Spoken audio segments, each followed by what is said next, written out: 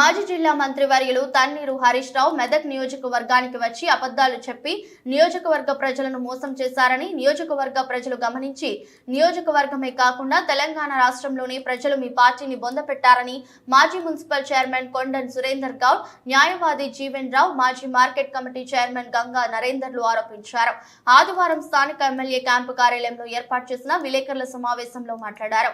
మాజీ మంత్రి హరీష్ రావు నియోజకవర్గానికి వచ్చి బీఆర్ఎస్ కార్యకర్తల సమావేశంలో ప్రస్తుత ఎమ్మెల్యే డాక్టర్ మైనంపల్లి రోహిత్ పై విమర్శలు చేయడం సరైంది కాదని హెచ్చరించారు. 2 నెలల పాలన కాకముందే కాంగ్రెస్ ప్రభుత్వంపై స్థానిక ఎమ్మెల్యేపై ఆరోపణలు చేయడం మీ వ్యక్తిగతంగా ఆత్మ విమర్శన చేసుకోవాలని మాజీ మున్సిపల్ చైర్మన్ కొండన్ సురేందర్ గౌడ్ అన్నారు. అనుభవజ్ఞులైన మాజీ మంత్రి వర్యులు తన్నీరు హరీష్ రావు అవాక్కులు చవాకులు మాట్లాడుతూ 100 కోట్ల రూపాయలతో ప్రసిద్ధ పుణ్యక్షేత్రమైన ఏడుపాయల దేవస్థానంకు ప్రత్యేక నిధులు తెచ్చామని మాట్లాడిన మాట వాస్తవం కాదా అని ప్రశ్నించారు. అదే 100 కోట్ల రూపాయలు మంజూరు చేసినట్టయితే ఏడుపాయల దుర్గామాత దేవాలయంలో ఏ రోజు ప్రమాణం చేద్దామో చెప్పండి అని సవాల్ విసిరారు. ఈ కార్యక్రమంలో కౌన్సిలర్లు అవారి శేఖర్, దాయరా లింగం, కాంగ్రెస్ పార్టీ నాయకులు బొజ్జ పవన్, ఉప్పల రాజేష్, మున్నా, భూపతి యాదవ్, స్వామి నాయక్, శ్రీకాంత్లతో పాటు తదితరులు పాల్గొన్నారు. టీఆర్ఎస్ పార్టీ పార్లమెంటరీ కార్యకర్తల సమావేశంలో భాగంగా మెదక్ నియోజకవర్గ కార్యకర్తల సమావేశంలో మాజీ మంత్రి వర్యులు గౌరవ మెదక్ శాసనసభ్యులైనటువంటి మా ప్రియతమ నాయకులు రోహిత్ గారి పైన చేసేటువంటి విమర్శలను పూర్తిగా ఖండిస్తా ఉన్నాం. మరి రోహిత్ గారు శాసనసభ్యులుగా ఎన్నికై ఇంకా 2 నెలలు గడవక ముందే మాజీ మంత్రి వర్యులు ఆగమేఘాల మీద ఈ నియోజకవర్గాన్ని 2 సార్లుగా పర్యటన చేయడం జరిగింది. 2 సార్లు కూడా ఈ యొక్క మా ఎమ్మెల్యే గారిని లక్ష్యంగా చేసుకొని వారి విమర్శలు సంధించడం పట్ల వారి యొక్క స్వీయ మానసిక ఆందోళన ఏందో మాకు అర్థమవుతా ఉన్నది. ఇలా రాష్ట్ర వ్యాప్తంగా మెదక్ నియోజకవర్గం ఓడిపోయి పరువు తీసుకోవడమే కాకుండా మరి మెదక్కు వచ్చి మరి నాడు అధికారంలో ఉన్నప్పుడు కూడా అనేక రకాలైనటువంటి అబద్ధాలు ఆడి నేడు మళ్ళీ అధికారం కోల్పోయినాక కూడా మళ్ళీ అవే అబద్ధాలతో ఇక్కడ ఉన్నటువంటి మచ్చలేని నాయకుడు రోహిత్ గారిపై బురదల్లే ప్రయత్నం ఏదో చేస్తా ఉన్నారో ఇక్కడ ఉన్నటువంటి ప్రజలు గమనిస్తా ఉన్నారు. గడిచిన 10 ఏళ్లుగా శాసనసభ్యురాలుగా కొనసాగినటువంటి పద్మా దేవేందర్ రెడ్డి గారు ఈ నియోజకవర్గానికి చేసినటువంటి అభివృద్ధి శూన్యమనే ఇవాళ అధికారాన్ని అడ్డుపెట్టుకుని డబ్బును అడ్డుపెట్టుకుని ఇక్కడ ఉన్నటువంటి 27 ఏళ్ల యువకుడిని 25 ఏళ్లుగా రాజకీయంలో ఉన్నటువంటి పద్మా దేవేందర్ రెడ్డి గారు సిద్దిపేట యంత్రాంగం అంతా కూడా ఇక్కడ పనిచేసేప్పటికీ కూడా ఓటమి చవి చూసినటువంటి వ్యక్తులు నాయకత్వం మీది. ఇంకనే ఆ ఓటమి చవి చూసినప్పటికీ కూడా మీకు ఇంకా మరి బుద్ధి రావడం లేదంటే ఇంకా మీకు ఏం చేస్తే మీకు జ్ఞానం కలుగుతుందని చెప్పేసి సందర్భంగా తెలియజేస్తా ఉన్నాం. కార్యకర్తల సమావేశం పెట్టుకున్న చాలా మంచిగా ఉంది. ఓటమికి గల కారణాలను సమీక్షించుకుంటారేమో అనుకున్నాం. అసలు ఎక్కడ ఓడిపోయినాం, ప్రజలు ఎక్కడ మోసం చేసినాం, మరి ఎక్కడ మేము దోచుకున్నాం, ఎక్కడ మేము ప్రజల్ని ఇలా దోపిడీ వల్ల ఇక్కడ మమ్మల్ని ప్రతిపక్ష పాత్రలు కూర్చోబెట్టారు, మరి ఎందుకు ఇవాళ ఇటువంటి పరిస్థితి ఏర్పడ్డదని సమీక్ష నిర్వహించుకోవాల్సింది పోయి మరి మెదక్కు నిధులు వచ్చినాయి, ఆ నిధులన్నీ కూడా వెనక్కి తిరిగిపోతా ఉన్నాయని చెప్పేసి ఇవాళ అబద్ధాలతో మెదక్ ప్రజలు మరొకసారి మభ్యపెట్టే ప్రయత్నం చేస్తూ మరి ఇక్కడ ఉన్నటువంటి స్థానిక శాసనసభ్యుల మీద చేసినటువంటి ఆరోపణలు తీవ్రంగా మరి ఇక్కడ ఉన్నటువంటి స్థానిక కాంగ్రెస్ పార్టీ నాయకత్వం తీవ్రంగా ఖండిస్తా ఉంది. ముఖ్యంగా చూసుకున్నట్టయితే మరి 7 100 కోట్ల రూపాయలతో మరి నిధులు వచ్చినా తిరిగిపోయిందని చెప్తా ఉన్నారు. అయ్యా మరి మీరు అనుబంధులు మంత్రిగా పనిచేసిరు, మరి నాడు ప్రతిపక్షంలో ఉన్నారు, మొన్నటి వరకు అధికారంలో ఉన్నారు, మళ్ళీ ప్రతిపక్షానికి పోయారు. 2014 డిసెంబర్ 17వ తారీఖు నాడు మాజీ ముఖ్యమంత్రి వర్యులు హెలికాప్టర్ ద్వారా ఏరియల్ వ్యూ చేపట్టి అక్కడ గణపురం ఆనకట్టను ఏడుపాయలను ఏరియల్ వ్యూ ద్వారా చూసి ఏడుపాయలకు 100 కోట్ల రూపాయల నిధులను కేటాయిస్తామని చెప్పేసి 2014 చెప్పినటువంటి ముచ్చట. మరి 10 ఏళ్లుగా 100 కోట్ల రూపాయలు ఎటుపోయినాయి, ఆ 100 కోట్ల రూపాయలు ఏడుపాయల మరి ఎక్కడ డెవలప్ జరిగింది అనేది మీ పక్కనే ఉన్నటువంటి ఇటీవల ప్రజలు తిరస్కరించినటువంటి నాయకురాలు ఎవరైతే పద్మా దేవేందర్ రెడ్డి గారు ప్రశ్నించాలన్న ప్రశ్నలు ఇలా మా ఎమ్మెల్యే గారిని ప్రశ్నించడం నిజంగా కూడా శోచనీయమని తెలియజేస్తా ఉన్నాం. 100 కోట్ల రూపాయలు ఎక్కడ కూడా నిధులు మంజూరు కాలేదు. 100 కోట్ల రూపాయలు ఇస్తున్నామని చెప్పేసి కాగితాల వరకు పరిమితం చేసి మొన్నటి ఎన్నికల్లో మీరు లబ్ధి పొందే ప్రయత్నం చేస్తే కూడా ప్రజలు మిమ్మల్ని తిరస్కరించారు. 100 కోట్ల రూపాయలు ఇప్పటివరకు 7 రూపాయలు నిధులు రాలేదు కదా. జాతరకు వచ్చినటువంటి ఏదైతే స్పెషల్ గ్రాంట్ కింద వచ్చినటువంటి నిధులలో కూడా దేవేందర్ రెడ్డి లాంటి వ్యక్తులు ఇలా అందులో హస్తం ఉండి ఆ జాతర పనుల అభివృద్ధి పనులలో కూడా డబ్బులు తిన్నటువంటి గనుడు అవినీతి పరుడు మీ పక్కనే ఉన్నటువంటి దేవేందర్ రెడ్డి గారిని అడగాలి, మరి 7 రూపాయల నిధులలో నువ్వు ఎంత తిన్నావని చెప్పేసి. మరి ముఖ్యంగా మరి మెదక్ సంబంధించినటువంటి రింగ్ రోడ్ విషయంలో పూర్తిగా అబద్ధం, అవాస్తవం. ముఖ్యంగా మరి మెదక్ రింగ్ రోడ్ మరి 10 ఏళ్లలో ఉన్నటువంటి పద్మా దేవేందర్ రెడ్డి ఎమ్మెల్యేగా ఉన్నప్పుడు కనీసము ఇక్కడ రింగ్ రోడ్ కావాలని మరి ముఖ్యమంత్రి గారు 2014లో మొట్టమొదటిసారిగా ఇక్కడికి వచ్చినప్పుడు మెదక్ రింగ్ రోడ్ మంజూరు చేస్తాను, అండర్ గ్రౌండ్ డ్రైనేజ్ మంజూరు చేస్తానని చెప్తే ఆ 2014 ఇచ్చిన హామీని కనీసము అడగకపోగా దానికి సంబంధించినటువంటి కాగితం లిఖితపూర్వకంగా ముఖ్యమంత్రి గారికి ఇచ్చినటువంటి దాఖలాలు లేనటువంటి అసమర్థ ఎమ్మెల్యేగా పనిచేసేటువంటి మొన్నటి అసమర్థ ఎమ్మెల్యే పనిచేసేటువంటి పద్మా దేవేంద్ర రెడ్డి గారు మరి ఇవన్నీ వాటిని అడగకుండా ఈరోజు 8వ నెల 2023లో 489 వర్కులకు గాను 25 కోట్ల రూపాయలు ఎస్జిఎఫ్ గ్రాంట్స్ వస్తే 23 కోట్ల 70 లక్షలకు సంబంధించినటువంటి కలెక్టర్ గారు ప్రొసీడింగ్ ఇస్తే ఇప్పటివరకు ఎక్కడ శంకుస్థాపన లేదు. ఇవన్నీ కేవలం ఎందుకు ఆపారంటే 489 వర్కులలో దేవేంద్ర రెడ్డి గారికి సంబంధించినటువంటి వాటా డిసైడ్ కాలేదు కాబట్టి ఆ కాంట్రాక్ట్ పనిలో వెంటనే ఎన్నికల కోడ్ వస్తుంది కాబట్టి ఆ కాంట్రాక్టర్ వాటా డిసైడ్ కాలేదు కాబట్టి అవి ఎక్కడ పోయినాయి, అవి ఎందుకు ప్రారంభించలేకపోయారు? మీ హయాంలో కలెక్టర్ గారు 489 వర్కులకు శాంక్షన్లు ఇస్తే ఇప్పటి వరకు ఎక్కడ కూడా దాన్ని ఆచరించింది లేదు. ఈరోజు అవినీతి అంతా మీ దగ్గర పూసుకొని ఎమ్మెల్యే రోహిత్ రావు గారు ఇలా మెదక్ నియోజకవర్గానికి సంబంధించినటువంటి నిధులన్నీ పోతా ఉన్నాయి, ఏం చేస్తా ఉన్నారని మమ్మల్ని ప్రశ్నించడం కాదు. 10 ఏళ్ల కింద మరి నేను ఏడాది కింద మీరు ఎమ్మెల్యేగా ఉన్నారు, మీ అధికారం ఉంది, మీరు మంత్రిగా ఉన్నప్పుడు మీ కలెక్టర్ మీరు అప్పుడు హయాంలో జరిగినటువంటి ప్రొసీడింగ్లకు ఎక్కడ పనులు జరిగినాయో చెప్పాల్సిన అవసరం ఉందని అడుగుతా ఉన్నాను. అవినీతికి కేర్ ఆఫ్ అడ్రస్ మీ పక్కన ఉన్నటువంటి ఇద్దరు మాజీ ఎమ్మెల్యే పద్మా దేవేంద్ర రెడ్డి దంపతులు మరి వారిని 10 ఏళ్లుగా మెదక్ నియోజకవర్గాన్ని ఎందుకు ఎన్నికేసిర్రు? మరి అవన్నీ కూడా అబద్ధాలు చెప్పినాం కదా అనే విషయాన్ని వాళ్ళని ప్రశ్నించాల్సింది పోయి నూతనంగా ఎన్నికైనటువంటి ఎమ్మెల్యే రోహిత్ రావు గారి మీద బురద జల్లే ప్రయత్నాన్ని మానుకోవాలని చెప్పేసి మిమ్మల్ని అందరినీ కూడా విజ్ఞప్తి చేస్తా ఉన్నాం, హెచ్చరిస్తా ఉన్నాం. మరి ముఖ్యంగా పదే మెదక్ నియోజకవర్గ పర్యటన వెనుక మరి భవిష్యత్తులో మీరు ఇక్కడ ఏదో ఈ రోహిత్ రావు గారికి సమవుజ్జిగా సమాన నాయకత్వంగా మరి పద్మా దేవేంద్ర రెడ్డి గారి భవిష్యత్తు నాయకత్వాన్ని ఇక్కడ కాపాడుకునే ప్రయత్నం చేస్తా ఉన్నారు. అవన్నీ పగటి కలలే. ప్రజలు ఏదైతే 10 ఏళ్లు వారి పాలనలో విసిగిపోయి మాకు ఏదైతే అద్భుతమైనటువంటి మెజార్టీస్ మమ్మల్ని గెలిపించుకున్నప్పుడే ఈ భవిష్యత్తులో ఎప్పుడు కూడా మెదక్ ఎమ్మెల్యే కారు కూడా అని చెప్పి తెలియజేస్తా ఉన్నాం. ముఖ్యంగా పార్లమెంట్ ఎన్నికల సందర్భంగా కూడా ఈ పార్లమెంట్ నియోజకవర్గంలో కాంగ్రెస్ పార్టీ క్యాడర్ చాలా బలంగా ఉంది.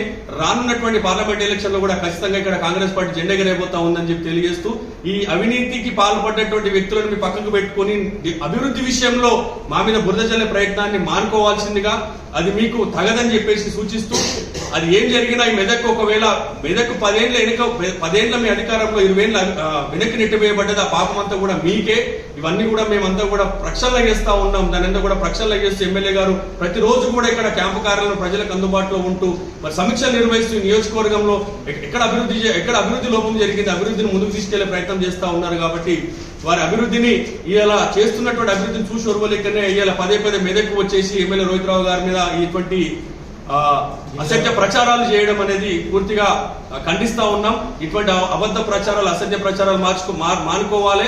మీ హయాంలో కాగితాల వరకే పరిమితమైంది, ఎక్కడ కూడా అభివృద్ధి జరగలేదన్న మాట వాస్తవము. ఇలా మీరు ఓడిపోయారు కాబట్టి ఆ ఫ్రస్ట్రేషన్ లో ఏవేవో మాట్లాడుతూ ఉన్నారు. మీరు స్వీయ మానసిక ఆందోళనలో ఉన్నారు కాబట్టి రోహిత్ రావు గారి మీద ఇటువంటి ఆరోపణలు భవిష్యత్తులో చేయడం మీకు అది సమంజసం కాదని చెప్పి హెచ్చరిస్తూ ఇటువంటి ఆరోపణ చేస్తే ఖచ్చితంగా ప్రతిఘటిస్తామని చెప్పి హెచ్చరిస్తా ఉన్నాం. వీటి సోదరులు మరియు ఎలక్ట్రానిక్ మీడియా సోదరులకు నా యొక్క నమస్కారం తెలియజేస్తున్నాను.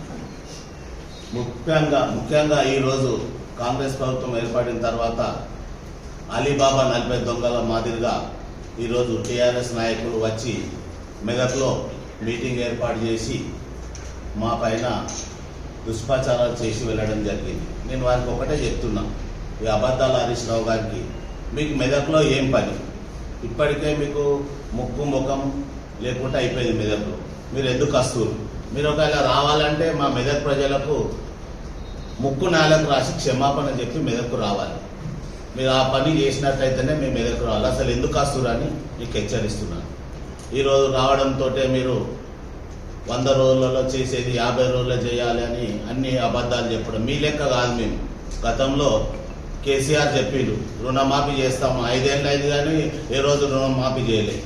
57 ఏళ్లకు పింఛన్ ఇస్తా అన్నాడు, ఏ రోజు అన్ని ఇచ్చిందా? పింఛన్లు ఏం లేదు. అదేవిధంగా ఎన్నికల స్టార్ట్ పెట్టుకొని బీసీ బంధు, దళిత బంధు అన్నాడు, ఏ రోజు ఏ బంధువులకు రూపాయి ఇవ్వలేడు, ఫేక్ చెక్కులు ఇచ్చి వెళ్ళిపోయాడు. నీ పాలననే సక్కా లేదు. మీ పాలనలో ఏం సక్కా ఉంది చెప్పండి? కేటీఆర్, హరీష్ రావు, కవిత, కేసీఆర్ వీళ్ళే మీ పాలన. ఏ మంత్రి కన్నా విలువిచ్చిర్రా? ఏ ఎమ్మెల్యే కన్నా విలువిచ్చిర్రా? నీ సెక్రటరియట్ సరిగా నడిపిర్రా? నీ కార్యాలయాన్ని సరిగా నడిపించిరా? ఈరోజు మేము కాంగ్రెస్ ప్రభుత్వం గెలిచినాక ప్రభుత్వ కార్యాలయాల్లో వాళ్ళ ముఖంలో వర్షం వచ్చింది. ఒక్కోళ్ళు అధికారులు ఎంతో సంతోషంగా ఉంటున్నారు. అప్పుడు ఏ విధంగా ఉంది, ఇప్పుడు ఏ విధంగా ఉంది ఒకసారి ఆలోచించండి. ఇప్పటికే నువ్వు మా మెదకు నాశనం చేసినావు. ఇంకా మా మెదక్ వచ్చి ఇంకా నాశనం చేయాలంటే ఈరోజు ఊరుకునేది లేదు. మేము కూడా దానికి తిరగబడే రోజులు దగ్గర పడ్డాయి. అసలు మీరు మానుకోవాలి. ఇప్పటికైనా మా మెదక్ వచ్చి మీరు ఏం చేసిర్రు ఇంకా మీరు అడగండి అని మా ఎమ్మెల్యే మీద, మా ఎమ్మెల్యే నూతన ఎన్నికైండు 2 నెలలు అయింది, అయినా కూడా ఇంకా 6 నెలల వరకు ఎక్స్పీరియన్స్ వస్తుంది. తర్వాత ఏం చేయాలనే మీకన్నా మేము బాగా చేసి చూపిస్తాం. మీరు ఏది కూడా అన్ని అబద్ధాలే. అసలు బడ్జెట్ ఏడిచ్చారు మీరు చెప్పండి, ఎక్కడుంది నీ బడ్జెట్ను?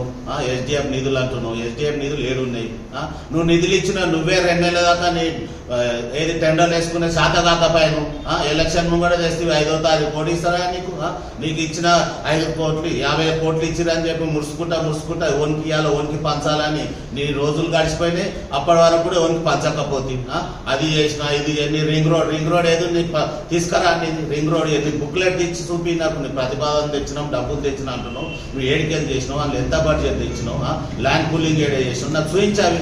ఇలా ఏవి లేకుండా ఇంక వచ్చి గొప్పలు చెప్పుకొని పోవడం కాదు. ముఖ్యంగా ఈ రోజు హరీష్ రావు రావడానికి కారణం ఆయనకు బీఆర్ఎస్ పార్టీలో విలువ లేదు. ఎందుకంటే ఆయన జయంగానే ఇలా రాష్ట్రంలో బీఆర్ఎస్ ప్రభుత్వం ఓడిపోయింది.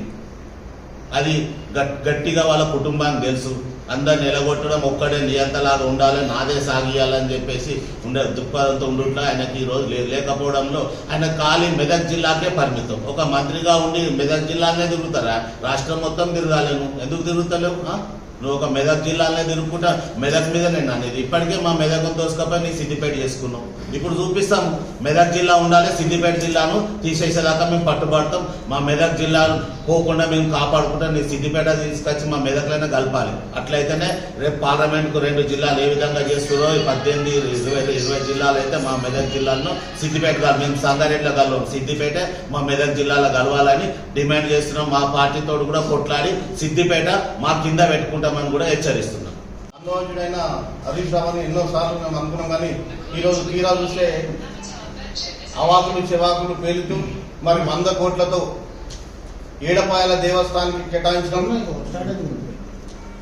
అదే కాకుండా మరి మెదక్ రింగ్ రోడ్డు కూడా నిధులు కేటాయించడం అని చెప్పి అవాకులు చెవాకులు పేలుతున్న మరి హరీష్ రావు గారికి కూడా మేము విజ్ఞప్తి చేస్తున్నాం.